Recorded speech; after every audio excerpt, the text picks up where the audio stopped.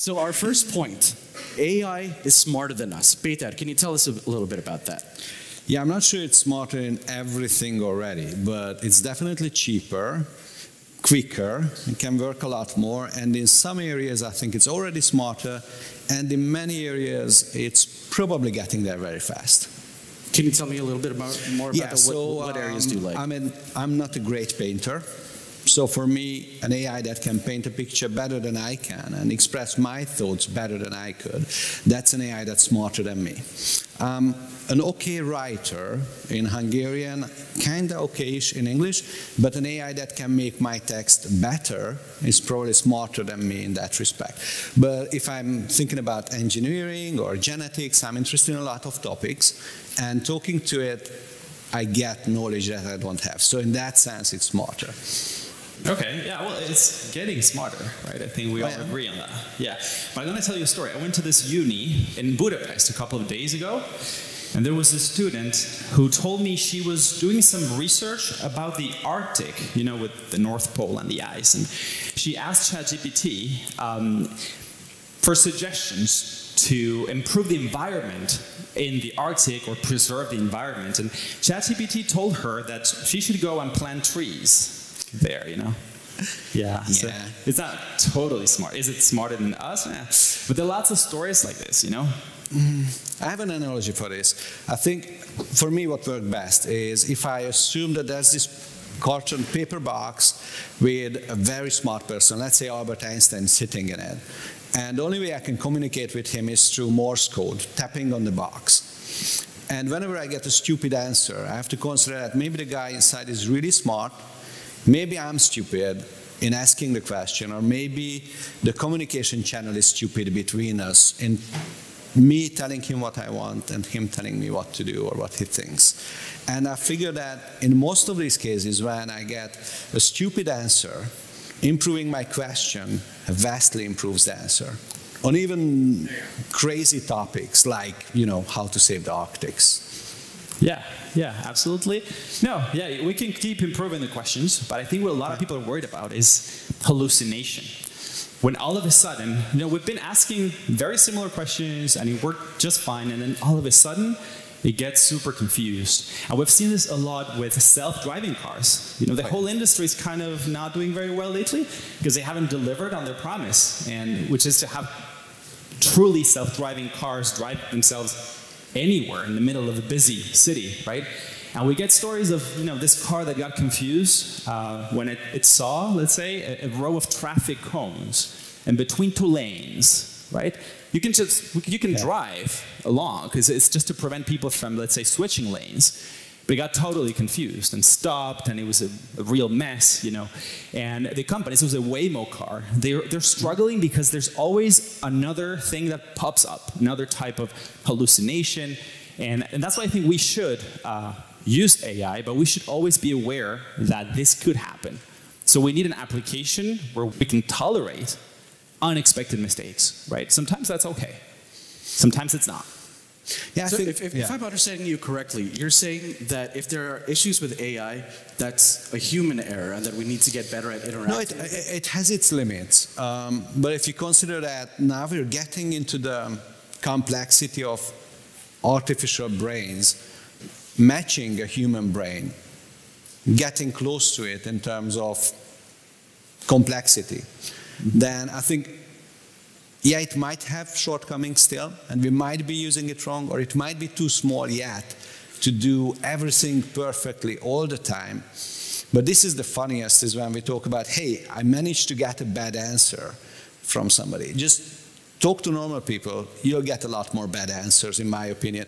And yeah, it has its artifacts that in some situations we're using it for stuff that it's not ready yet for. But I think that's just a question of time.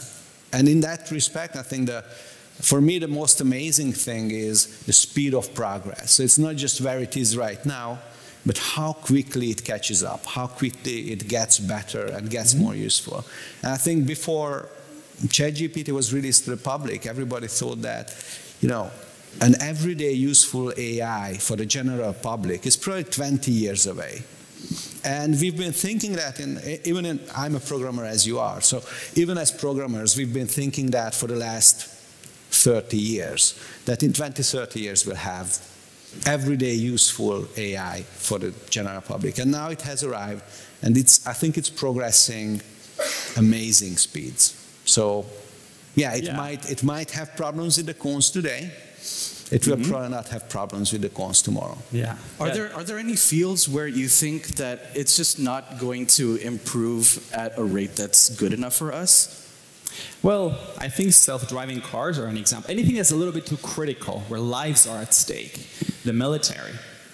There's this guy who works as a consultant in the US for aviation safety. And he's actually quite concerned because he doesn't want to use ChatGPT in airplanes or anything like that, but he feels a lot of pressure to suggest ways in which they should use AI. People within the industry are saying, we don't want to be seen as old-fashioned people, so we want to use this somehow, right? And that scares me, because I think that's where we shouldn't be using AI, those critical applications. What's the use of AI tools like that in terms of, like, can you give us an example, like a real-world example? I don't know what they wanted to do. ChatGPT to suggest a route for the plane, or like I don't know. Those systems are really tested thoroughly, even mathematically. There's a whole field called formal verification, and that's used to prove that the software does what you want, right? So I don't know how they can put ChatGPT on board a plane, right? Do you have a suggestion? Yeah, I think that one thing that's important is that there are many different types of AIs we're talking about, and they are called large language models like ChatGPT. They are really good at understanding the word and talking about it and understanding what we want from them and bringing that deep understanding of topics to the surface. But I don't think that... Except the Arctic, right? That one they don't know. Yeah. Nah, I think we'll try. Okay. But I think the other part is, I think you're very naive in thinking whether the US government and the military especially is using AI or not. For a while they've been using AI to fly the drones, to identify the targets, to kill people based on visual image recognition, which is another class of AI. So I think it's there, it's happening, but I agree with you, there's this tremendous push to put AI into everything. But if I take a step back, when we talk about AI, we're talking about a box that can think, not think, but that can perform intelligence to some degree, or can think a little bit. And now we're figuring out, how do we build a tower of these boxes?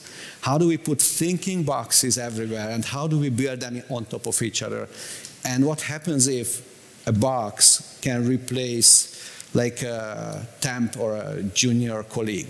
What if it can think to the degree almost similar to a human person?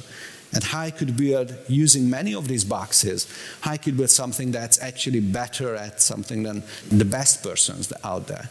So I think in a way, yeah, there's this tremendous push, put AI into everything, but that's logical, because from the business side of things, this is a game changer. And it brings a lot of money and attention. Oh, yeah. Right? Both. Yes, I used to say, if you want money from investors, just say AI. Like, oh, yeah. I've been told by investors, you need to use the word AI. It doesn't matter what you really do with AI, just use the word. Yeah, it doesn't matter what it stands for. It doesn't matter. But then people like me, we end up working on jobs where AI shouldn't have been used, and we're miserable. Because you have a team of 15 people just inventing a tool that doesn't work, and then you have to lie about it sometimes. It's been my job for companies to pretend that AI worked better than it did. And it became soul draining. And that's why I wrote my book, actually, because I wanted to tell this story. Behind every successful AI project, there are maybe 50 where it didn't work. And it was because everybody was pushing it and the investors wanted it. And then you got a lot of unhappy employees pretending, and that's not fun. Well, that sounds like a really widespread issue, but that is it for round one. Now, point two, which you touched on earlier. AI will replace us. We've seen this across many fields, especially in terms of customer support, mass unemployment because they've been replaced by machines. Tell me a little bit about the replacement of humans by AI. Yeah, that's a very good question. I think some jobs will change. Some jobs will be replaced. Others will not. But I've noticed a trend a lot, which is, people say, Script writers will be replaced by AI. TV shows will be written by AI. And the people who say that have never met a screenwriter. They've never spoken with a screenwriter. They don't know what the job involves, right? And what I want to say here is that certain jobs are a lot harder than they look. And there's this human touch that makes the work excellent, not just good enough. And that ChatGPT can do. And I can give you an example. You know, the show Homeland, for example, in the US, the CIA spy show. Has anyone watched Homeland here? A lot of people, yes. I love Homeland. So every season, the writers got together for a whole week, even the actors actually, with people who had worked for the CIA, and they did what they called spy camp, right, for a whole week, to brainstorm about what was going on in the world and what would be in the news that year. Right? And they nailed it because every season spoke about what was happening in the world, and people found that very gripping, you know? AI can do that. You know, there was so much work. And that's sort of like predictive based on people who actually work in intelligence. Exactly. You know, and if you want ChatGPT to write good sentences, when you already know what to say, it does a great job. You know, I've met people who don't write very good English that now they manage to put together really good text. But you need to know what to say first. And that's the hardest part. You know, when I wrote my book, that was the most difficult part. People say, how long did it take you to write your book? Putting words together, it's not a problem. You can hire an editor, you can use ChatGPT now, right? But knowing what to say was really hard. And I sent copies of the book to beta readers at first to see if they liked what I was saying. The first draft was terrible. They were saying like, I already know this, everyone knows this. Don't spend time saying this. Or like, why did you mention that but didn't go any deeper? Because I want to know. They even told me, you were really whiny in this chapter. You just complained. And I don't like it, you know? And a lot of people say that about that chapter. So I had to change the angle. And that's very important, the angle. And ChatGPT can't really choose the angle for you, right? And I think a lot of people are like, you know, they just ignore that part of the job. At the same time, let me say something else. Have you seen those blog articles like, 17 things to do in Paris this summer, parentheses, 2023, right? Those are usually written, it's a travel agency, right? You go to the website, it's just SEO. They want to drive traffic, and then they try to sell you a trip to Paris. And they hire a lot of people on Upwork, on Fiverr, to put together this blog article that is just good enough. They don't care about good literature. Right, it's fluff. Exactly. Those people who work on that, doing this good enough job, they should be worried. Yeah, but if you look at it from, let's take a step back. When we talk about AI will replace us, will it replace every single person on the planet? Not yet. So we're good, at least for a year. No, seriously. The keyword over there was yet, and that really worries me. Yeah, we'll get back to that. But if you think about all of the jobs in the world, so there are a couple billion people working, and the latest studies from Goldman Sachs and the others, OECD did its study as well, are saying that around 300 million of these jobs will be deeply affected, I mean, probably eliminated or made redundant, which is like, what, 10% of the working population of the earth. So it's not going to take every job all at the same time. But if you're running a business and suddenly your people get super skilled, super powered by AI, and they can do twice as much within the same time, you have two options. Can I sell twice as much of their work? Or can I do the same job with half of the people? And I think this will be the dynamic. In some of the jobs and some of the businesses, just because now we can do it twice as fast doesn't mean we can sell twice as many, which means teams will be reduced, jobs will be eliminated. And you're also right that these are not the most exciting jobs, but typically these are highly skilled jobs. These are people with good salaries, with lots of experience, but in jobs that are becoming so easy to automate that they will be replaced. So I think AI will replace, let's say, 10% of the job market in the next 5 years. Fair estimate. And then we'll either have a lot more jobs in everywhere else, like personal trainers and masseurs and so on, and hairdressers. So you have to put all of those people somewhere. but there will be jobs eliminated. And in one of the forums, guy wrote his comment, which was, he's the same age as me, 46 years. He's American. He studied English. He did the master's in English.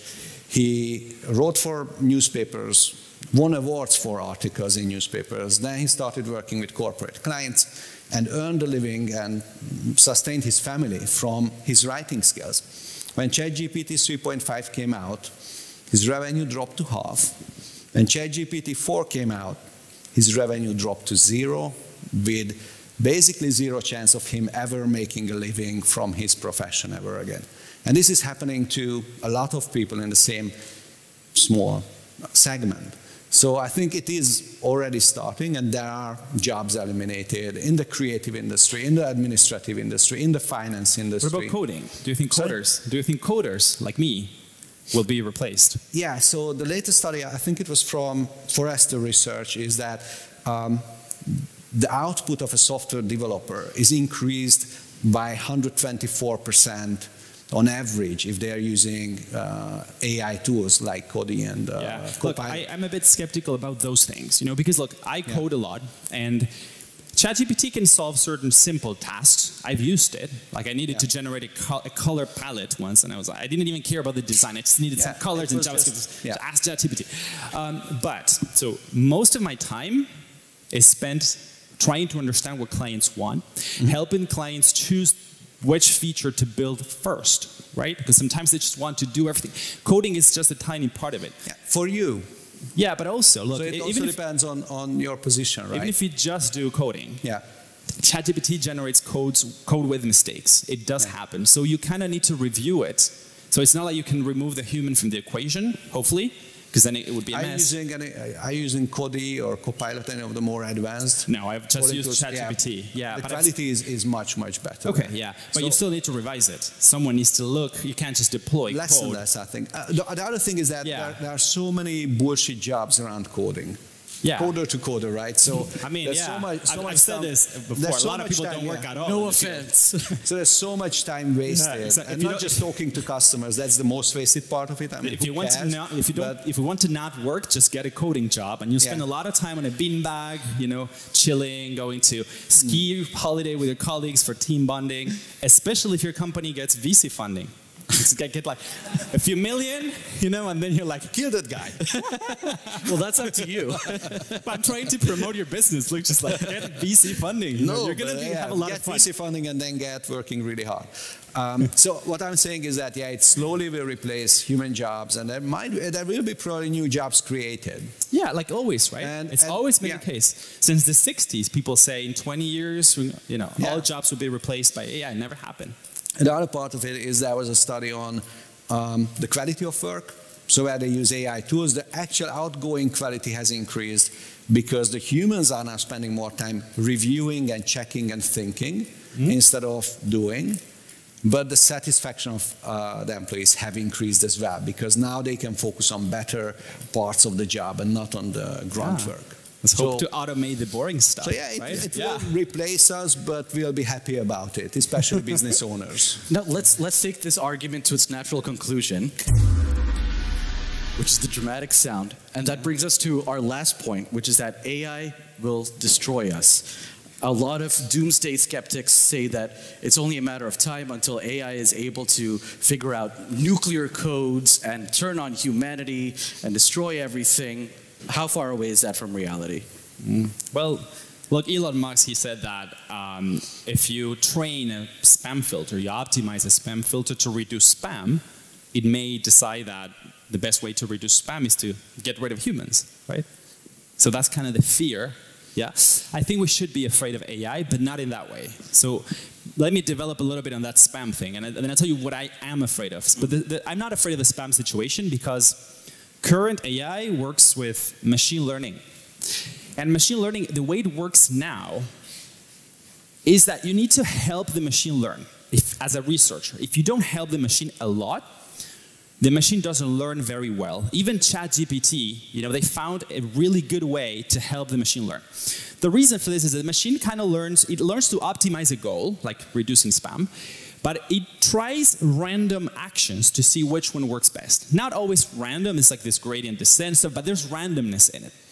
If you give too many options to the machine, it will never find anything useful. It's a needle in a haystack, right? So if you, let's say I have this spam filter and I give it too many options. I let it even write emails as a way to solve spam, connects into the dark web. Maybe it will hire an assassin to kill people. But the odds of that happening are very low because it's quite a coincidence to try that action. And it will probably never find not even a useful action. So you need to constrain the problem. That's how it works nowadays. So you give it a handful of options, right, that are very restricted. In the case of ChatGPT, there are 175 billion parameters. Those are the options. But they all serve a purpose. They were designed for something, like disambiguate words. You cannot send emails, you know. And so I think we shouldn't have this disconnect between the reality of how machine learning works now and this thing of wiping out the earth. So I think it's not going to happen unless the technology we use changes or we discover a different way of using AI. But then I would be afraid, though. Because, right, I mean, yeah. Peter, could you tell me about the destructive power of AI? I'm a techno-optimist, which means it will be okay. We'll probably die, but it will be okay. Don't worry about it. Don't worry about it. No, techno-optimist means that humankind has invented any new stuff that we came up with. Had its rough start, but after a couple of decades, we found its usefulness. We made rules about it, we changed laws about it, and now the TNT, atomic energy, electricity, potato, all of these are not killing people. They all used to kill people. All of them are helping society now in their own ways. So I think the same happens to AI, and I'm optimistic on that front. On the other side, I'm a little bit more afraid of natural stupidity versus artificial intelligence killing us. So I think it will be stupid humans using powerful tools that could cause problems. And there are some scary aspects, and now I think we're seeing more and more of the questions without knowing the answers to them. But my main worry is that AI will be so good that it will not fight us on the streets, it will not shoot us on the streets, we'll surrender power to it. Mm-hmm. Because it's better, because it's cheaper, because it's more efficient. And then slowly but surely we're getting pushed out of our own world. That's sort of speculative still, but can you tell me any real-world examples that kind of make you say, hey man, this is kind of like we should worry here? Here's one of the dilemmas. Whatever your university professor says, we can't for sure say whether something was generated by AI or not. And our chance of detecting AI-generated content is getting slimmer and slimmer, so very soon we'll not be able to tell apart reality from stuff created from AI. All of today's AIs are trained on human culture, are trained on text we wrote, pictures we painted, news reports we created, business data from existing companies. So you could say that they are somewhat based on human culture. So human culture is transferred into AI. Now, already today, I think there's more content generated on the internet by AI than by human. Which means it will start swallowing its own outputs, right, to learn from itself. And you cannot tell what's human and what's AI. So next time they train it on everything available, a bigger and bigger chunk of that will be AI generated. And soon, most of the content we consume will be AI generated or touched up by AI at least. So even our photos that we take, our cameras, are touched up by AI. Might contain artifacts that were not there. It might detect a face somewhere there was no face. So it's already happening to a little degree. But that means that in a couple of years, more of the training data will be AI generated and less of the training data will be human. So we're actually getting pushed out from our own culture. So it's a problem. How real is that, Emmanuel? Like, how worried do we need to be? I think it's happening. So I think we agree on the fear. I don't think robots are going to kill us because they're going to go rogue, but I think we could be in danger from this, if you want, stupid use of AI, right? Sometimes not even, I mean, by accident stupid. It doesn't mean that we do it on purpose. So there was an image in the very top of Google search results generated by AI, and everybody was talking about it last week, and then Google decided to remove it, right? So it was a tank, this square in China, and yeah, if you search for it, it just appeared on top. And they removed it, but just because people were talking about it. There will be so many images generated there by AI in the future. But I'm afraid that people may overestimate the intelligence of AI. That's my fear, that they will take code generated by AI, take it at face value, and execute it right in a computer. That's my fear. Or that they will let self-driving cars roam the streets freely when they can make very bad mistakes, have these hallucinations, you know, but people just have this overconfidence. That's my biggest fear. So they stop thinking of AI as a tool and more as like a butler. Exactly, yeah. Yeah. You know, I think overall, if that's the learning curve of humanity. First, it has to get worse before it can get better. First, we have to burn ourselves a little bit before we can react to it and control it better and make rules about it. And self-driving cars I'm not that afraid of because there are level 2 already out there, and sometimes it kills a couple of people, so there's enough. But they're just pedestrians, don't worry. Yeah, that's just pedestrians. You should be sitting in the car. But on the other hand, this is probably still better than human drivers right now. What I'm also afraid of is the speed is increasing. These systems are much, much faster than humans ever were, which might mean that you might have a commercial conflict between two continents that crashes the stock exchanges and completely bankrupts everybody happening in a second. And then you get a news alert on your phone that now the whole world is shit. So there could be accidents coming from machines that are way faster than us. Mm-hmm. I remember a couple of years ago there was an issue on one of the islands in Hawaii where everyone on that island received a text alert saying, hey, a hurricane is coming or some natural catastrophe is coming, get to safety, and then nothing happened, and that was just a screw up. So how often are things like that happening? I mean, I don't know if that was AI. We had that in England. I live in London, and we had this alarm that went off at 4 a.m. in everybody's phones when they were trying this new feature, with like emergency alerts. So yeah, I don't think that was AI. I think there was an employee on a beanbag that did that. But yeah, I expect to see stuff like that more and more often, like problems. And I think you were saying this, like we go one way and then we kind of, and I think it may happen even with jobs. Some people may lose their jobs because their employers think AI is better. And they're going to be able to, you know what, the writing isn't that well received, it lacks that human touch, and so I'm going to hire a writer again, At least a little bit better. I think that might happen. But maybe a rebound. Not to the previous level, but it may happen. Well, I also worry a little bit about people's expectations because as the quality of writing, for example, goes down and down, maybe we'll just accept worse and worse writing, and then we won't demand a higher quality of writing. So maybe that's a way in which AI can destroy us. But that is the end of the last round. Now, it's time for you guys to ask some questions. So if you've got questions, please raise your hands. Our volunteers are handing out megaphones. We've got someone in the second row over here. Right, megaphone coming to you. We've got someone over there. So my question is, what do you think about that? First, Elon Musk wanted to buy the OpenAI, but no, we won't sell you. And after that, oh, Elon Musk, we should stop the AI development and this stuff. Well, he's the VC, he should answer. Yeah, I mean, that's just a businessman doing business, right? So he said, this is very dangerous. Everybody should stop, at least for a year, and then start his own AI company. He probably would have liked everybody pausing for a year. The good news is that the cat is out of the bag. So this is happening, and this is the part where you don't have to vote. AI revolution is happening and nobody can stop it, mostly because most of it is open source, most of it is available to everybody, and there are now millions of programmers in the world getting familiar with these algorithms, playing with this technology, building new models. And there's this place, Hugging Face, where you can download AI models, these thinking boxes, and they have over 300,000 of these models available to download, each of them a trained brain, you could say. So whatever Elon Musk wants, or even whatever the EU or the US government or whoever wants, this cannot be stopped now. So it's more like something we have to accept and live with.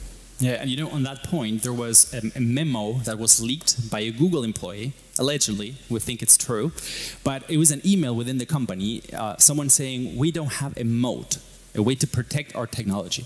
Because in any business, if you want to grow fast, you do that because you want to prevent the competition then from kind of going in. But they were saying in this memo, the technology is out there, it's open source, people know how to build it, so we don't have a way to protect our technology, right? And maybe that's good for the general public, probably, but maybe not so much for people doing business. And this might be why now Google have released a new feature that can read your own emails on Gmail and stuff, because they can do that, nobody else, right? But yeah, people in the business world, I think they see that this is And this happening. might be one of the greatest outcome. A couple of the previous big internet technology revolutions ended up pretty lopsided. Like Google owns and controls the search, and they are getting finally hammered for it in the US for their practices there. But there's Facebook, Meta owns most of social media. So previous technological revolutions turned out to be monopolistic. One company controlling humankind's access to something. With AI, my hope is that since anybody can join in and develop their own AI, and you can even download an AI to run on your phone locally, either a ChatGPT-like AI or an image generation AI, I really hope that this will not be a monopolistic market, but an open market where humanity gains back a little bit more of its freedom. Thanks. I hope that answers your question. Yes, sorry. Go ahead. So there is a point that juniors maybe will be replaced by AI quickly. And what about the seniors who will be trained through junior, medior, and then senior levels? How they will then trained lately? Yeah, good question. I think AI will progress faster and will be solving the medior level problems before we run out of mediors on the market. I don't know if that's the good news, though. Yeah, and I guess that's a scary question, though. That's very valid. Do we have any more questions? Raise your hands, please. Yes, we've got a lady in the back over there in the white shirt. Sorry. I had a question about your vocabulary, because when you talk about AI is smarter, is better, is more efficient, it sounds like you're using words that are keywords in business. But, and you said something about culture, and I guess my question is, it seems to me from my limited knowledge, AI is based on the way things we do now or the past. It doesn't invent a future, a new future. And efficiency in some jobs may be good. Organization, making more money may be good. But what would be your criteria? And are there other areas of society and culture that we shouldn't measure by those words, but maybe there are other criteria like humanity, like caring, like rising to challenge. That's a great question, very philosophical. And getting up. So I would love to hear your thoughts, and thanks so much. Nice, good question. Well, I think go first. Yeah, sure. I think we already measure certain jobs a lot more by those criteria. Like people, they give their verdict, even the market. And like we can think of, again, TV shows. I say that because it's relatable. People like a TV show because of that human touch, right? They buy a book because the title is really creative and novel. It's different from anything we've seen before, right? So I think a lot of people, this is, again, the point I made before, that I think people underestimate how certain jobs are more difficult than it seems, right? And I don't think AI will be replacing those as much as people say. You know, I'll be in a panel in a few weeks with the author of a book called Big Data, Does Size Matter? Right? And I thought it was a very creative title, right? And I asked ChatGPT for titles, and creative titles on big data, and it came with all the titles of books that people will not pick up at a bookshop, right? Like, you know, the realities of big data, like uncovering big data, stuff that wasn't really creative. Yeah, and I think there's a lot of stuff that we do seamlessly, right? You read a book, and it's like, you just enjoy it. You watch a TV show, you enjoy it. And it happens with culture. You watch a play, and you enjoy it. But the fact that you enjoy it seamlessly you know, it was very difficult to get there. There was so much work that ChatGPT or AI can do to choose those things, right? So I think, yeah, I think we're underestimating that human touch. And there was a talk here earlier, I think you were moderating it, with this guy, the guy who has this Twitter account on culture, and he was saying, I'm hoping people will, you know, will appreciate or value the human touch. Yeah, preserving the humanity. What did he say? Preserving the humanity. Preserving the humanity, right? And I think people do that more than they give themselves credit for. You see, why does his Twitter account have 1.5 million followers? Because he struck a nerve, you know? I think it's just bots. chatbots, yeah, they're all fake. But yeah, so yeah, that's my 2 cents here. I think, yeah, I think we all appreciate the good stuff and human stuff more than we like to admit. It's a debate, right? Of course, So you can. No. Let me give my 2 cents on this. I think there's one fundamental misunderstanding about AI. We think of it as algorithms. And algorithms of the past work like, if we program it to do something, it can do that, but never more. AI works a lot closer to how the human brain works. And this is the beauty of the neural network behind it, is that it understands the logical relationship of things, and it can use those connections to create something. It never repeats what it has read. It has read stuff, it understood stuff, and from that understanding it generates its thoughts. So I think in that happens sense, to a certain extent, though. There was a test that tested university graduates in the US, and there's this test for human creativity. And ChatGPT-4 scored in the top 1% of all university students graduating in creativity. And if you ask it, if we ask a drawing algorithm, it can draw stuff it hasn't seen. If we ask a large language model, big enough like GPT-4, it can find connections that we've never noticed. It can find new stuff. It can create stuff that it has never seen before. Within a certain scope, though. I think like the novelty, does size matter for the book title? That kind of thing, I still can make it work. I tested it, and for me, I tried to create brand names with it recently. If I explained well the fun part of it, it created actually pretty good ones. So you have to teach me. So yeah, I can show you the work together. That's what Brainbart's all about. But overall, and I think the humanity part is probably the hardest to swallow as humans, is that since it has read all the books on psychology, all the case studies in psychology, without authorization. Yeah, without authorization. That's a very different topic. Yeah, but since it has read all of these, it's actually, if you prompt it right, it's a better psychologist, and it can be more caring and understanding and more touching and connecting than most of the other humans on this planet, which is the really scary part. Is we thought that, all right, so it can do thinking, so maybe that's not what separates us from the animals anymore. Wow, it can do creativity, so maybe that's not our specialty, but maybe bonding and emotions and EQ is the part where we still differentiate from the rest of the world. And I think what we're seeing is it will be better at emotions, understanding them and reacting to them, not having them. Right. I hope that answers your question. Ladies and gentlemen, we've run out of time for the questions and answers, but I do want to get kind of an idea of where you guys are with this topic right now. So raise your hands if you were more convinced by Emmanuel's arguments. Raise your hands if you're more convinced by Peter's. That's the way we feel today. But keep your eyes open, keep your ears open, keep your mind open, and keep investigating this, because your opinions might change. You might pursue a different path in your career. So stay engaged with the topic. But in the meantime, please give a big round of applause to Emmanuel Maggiori and Péter Balogh. We'll be right back.